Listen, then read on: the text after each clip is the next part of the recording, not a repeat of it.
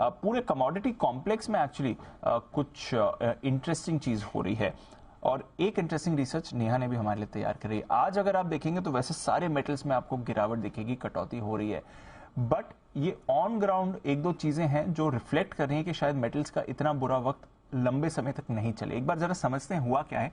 नेहा है हमारे साथ। नेहा, वैसे तो अगर आप देखें तो पिछले कुछ दिनों से लगातार मेटल्स में गिरावट हो रही है, डॉलर भी मजबूत हो रहा है। करेक्ट। तो फिर ये वक्त कैसे बदलेगा इनका? एग्जैक्टली हमने यहाँ पर देखा कुछ अपडेट्स निकल कर आए हैं बैंक्स की तरफ से अंतर्राष्ट्रीय स्तर पे, और कुछ ऐसी रिपोर्ट्स भी निकल कर आई हैं जो इस तरफ इशारा कर रही है। और इनफैक्ट दीपांशु, अगर आप देखेंगे भी कंटिन्यूअसली हम अपने दर्शकों के सामने वीकली परफॉर्मेंस और मंथली परफॉर्मेंस रखते हैं अलग अलग कमोडिटी की।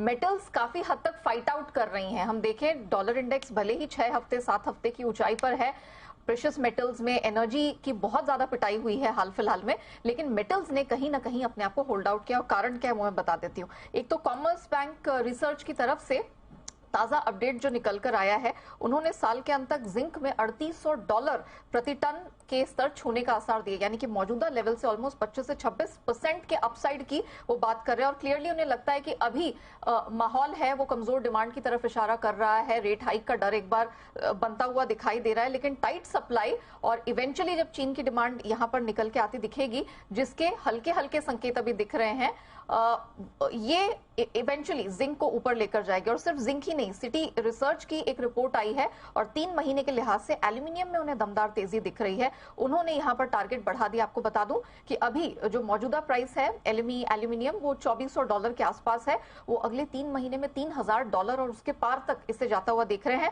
और उन्हें भी लगता है रूसी मेटल को लेकर सैंक्शंस की खबरें लगातार आ रही हैं। चीन की सप्लाई की स्थिति टाइट है और डिमांड यहां पर धीरे धीरे करके इंडस्ट्रियल निकल रही है, तो खासतौर से इन दो मेटल्स में स्ट्रेंथ है। और एक अपडेट ILZSG यानी कि international lead zinc study group की तरफ से आया है, जिन्होंने जिंक और लेड दोनों के मार्केट में डेफिसिट और अच्छे खासे डेफिसिट की बात की है।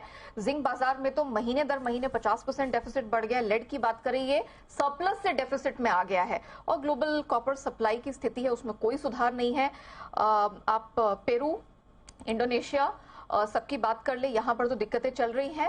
अब पनामा में वहां पर जो कनाडा की सबसे बड़ी कॉपर माइन है फर्स्ट क्वांटम, और दुनिया की बड़ी कॉपर माइनर्स में आती हैं, उनकी सबसे बड़ी माइन का काम वहां पर रुक गया है। कुछ डिस्प्यूट हो गए हैं टैक्स और रॉयल्टी पेमेंट को लेकर, तो वहां पर भी काम यहां पर रुक गया है। और इसकी महत्ता आप इस बात से समझ सकते हैं कि इस देश की जो जीडीपी है उसका 3.5% कंट्रीब्यूशन इस माइन से आता है, जो फर्स्ट क्वांटम की बड़ी माइन है।